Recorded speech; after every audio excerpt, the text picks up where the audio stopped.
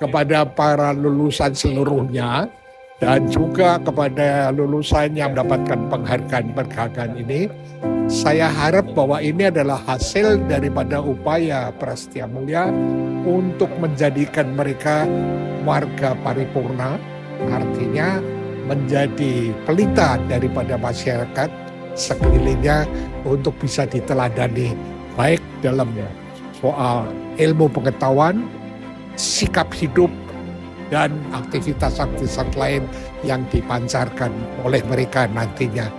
Itulah yang menjadi harapan dari Prasetya Mulia kita. Terima kasih. Ya, lulusan dari Universitas Prasetya Mulia, kami mengenali karakter yang sangat kuat pada aspek etika kerja dan juga basic dari pandaian intelektual, kemampuan menganalisa dan membuat sintesa, problem solving. Di masa yang akan datang, sangat diperlukan alumni atau lulusan dari Universitas Prasetya Mulia yang memiliki agility, result agility, people agility, change agility, dan mereka juga dituntut untuk memiliki innovation skill, mampu menerjemahkan problem yang kompleks dengan solusi yang implementable. Saya di Prasmul itu balance antara teori dan praktik. Apalagi kita semua tahu banyak dosen di Prasmul itu yang entrepreneur sekaligus professional worker.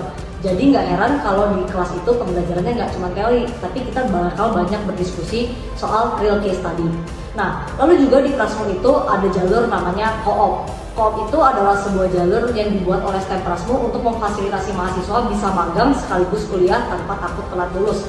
Saya sendiri selama 4 tahun berkuliah dan mengikuti jalur co-op ini sudah mengikuti magang di 6 perusahaan startup dan 4 perusahaan korporat, antara lain Baincover, Daya Mandiri, dan juga PT Kedai Sayur Indonesia.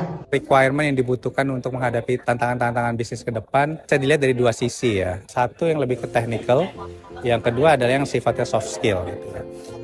Technical tentunya dengan perkembangan zaman sekarang yang teknologi serba cepat gitu ya, kemudian juga sekarang menyongsong, khususnya mungkin kalau saya di bisnisnya adalah di renewables, di sustainability ke depannya, itu menjadi hal yang sangat penting untuk menguasai dari sisi technical yang berhubungan dengan renewables. Seperti kita tahu tahun 2050-2060 kita kan rencananya Indonesia juga akan net zero emissions. Harapannya ya tentunya kita punya talent-talent yang bisa mensupport ke sana. Berhubungan dengan technical dengan renewables, sehingga menjadi sangat penting untuk teman-teman dunia pendidikan menyiapkan bagaimana bisa mensupport ke dunia bisnis di renewables. Yang kedua adalah dari sisi soft skill.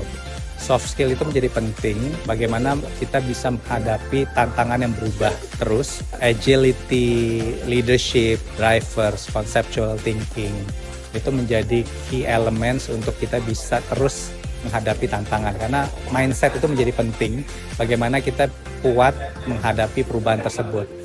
Saya sering meluangkan waktu untuk ikut seminar atau ikut lomba-lomba dan juga memaksimalkan potensi buat ikut magang gitu. Jadi saya sih berharap semua mahasiswa baik yang udah lulus ataupun yang masih kuliah itu terus aktif gitu untuk ikut kegiatan di luar kampus, terutama karena kalau misalnya kita ngandalin kegiatan di kampus aja kan kita bakal segitu-segitu aja. Jadi kita emang butuh banget buat memperluas koneksi wawasan gitu lewat kegiatan lain, kayak misalnya ikut lomba, ikut seminar, atau ikut magang. Magang sih yang paling bisa dibilang berperan, karena dari magang juga saya bisa ya lanjut jadi full time kerja gitu di tempat saya kerja sekarang.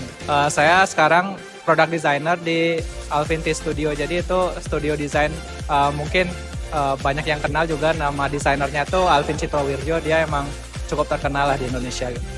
Saya lihat Prasmul sudah sangat mengantisipasi ke sana gitu ya.